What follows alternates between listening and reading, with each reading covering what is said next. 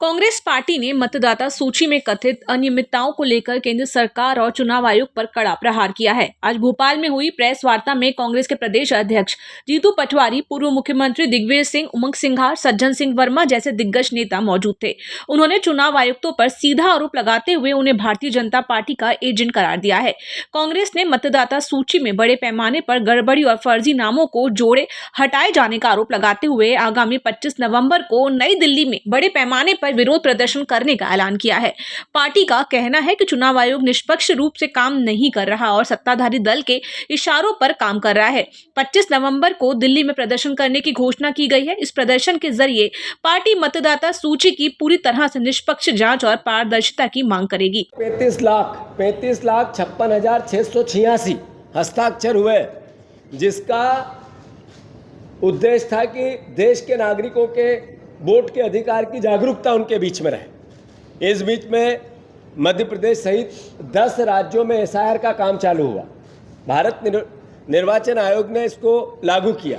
Congress party सिर्फ आरोप लगाना नहीं जानती, कांग्रेस पार्टी जमीन पर अपने दायित्व का निर्वाह करना भी जानती। हमने मध्य प्रदेश में, जैसा अभी सज्जन वर्मा जी ने बताया, सबसे पहले जिला अध्यक्षों के साथ एक जिला प्रभारी जो पार्टी के संगठन के जिले की व्यवस्था को देखता है, उनको जिम्मेवारियां दी।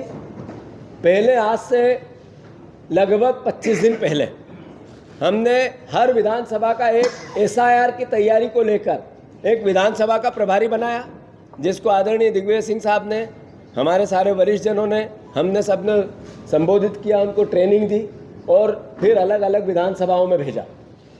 उसके बाद लगातार तैयारियों के माध्यम से हर बूथ पर हमारा BLA 2 का निर्माण हो, जो 90% पूरे मध्य प्रदेश में कांग्रेस पार्टी ने BLA 2 का निर्माण कर लिया, एक तरह से उनकी नियुक्ति कर दी विथ फोटो।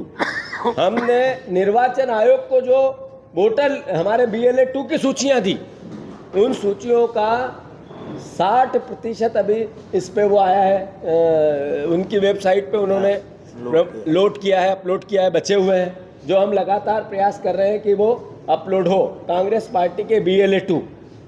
इसके लिए मध्य प्रदेश स्तर पर एक कमेटी बनाई गई एसआईआर को लेकर, जिसमें आदरणीय धनोपिया जी, इसको सज्जन सिंह वर्मा जी लीड कर रहे हैं और हमारे पूर्व संगठन के मंत्री राजू सिंह जी, आदरणीय संजय कामले जी और उनके साथ पूरी टीम, अलग अलग विधा के लोग उसमें रखे गए।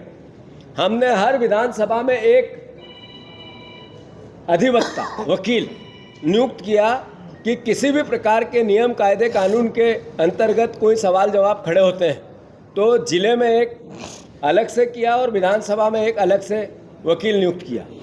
100 लोगों के ट्रेनिंग देकर ट्रेनर बनाए, जिसको हर जिले में 2-2 लोग जो BLA 2 को ट्रेनिंग देंगे। इसकी प्रक्रिया लगभग 40 विधानसभाओं में हो चुकी है और लगातार चल रही है। आज भी जब हम बात कर रहे हैं तो कई विधानसभाओं में BLA 2 की ट्रेनिंग है, इसलिए कि एसआईआर में किसी भी नागरिक का नाम, देशभक्त नागरिक का नाम नहीं कटे। कांग्रेस पार्टी वो पार्टी है जिसने देश की आज़ादी में शहादत दी, उनके परिवारजनों ने दी, उनके पूर्वजों ने दी और देश के आज़ादी में अपना सर्वोच्च निछावर किया। हमारे कांग्रेस की विचारधारा ने देश की उन्नति में अपने नेताओं ने शहादत दी। हमारा दायित्व है आज के परिवारजनों का कि हम सब मिलकर देश के आम नागरिक के मौलिक अधिकार, उसके वोट डालने के अधिकार की रक्षा करें।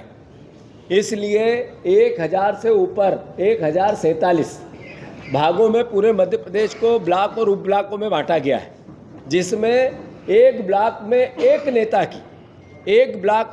नेता की पूरे एसआईआर जब तक चलेगा उस पर निगाह रखना, उसकी मॉनिटरिंग करना और किसी भी प्रकार की वहाँ की व्यवस्थाओं में कोई भी सरकारी दखल अंदाजी या सरकारी दुर्भावना हो तो उसके खिलाफ नज़र रखकर उसका समाधान करना या लड़ना।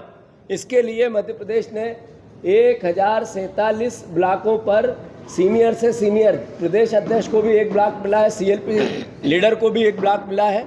ऐसे पूरे मध्य प्रदेश को ब्लॉक वाइज बांटकर जिम्मेवारियां सब राजनीतिक नेताओं को, जिले के, ब्लॉक के और प्रदेश के नेताओं को दी गई है।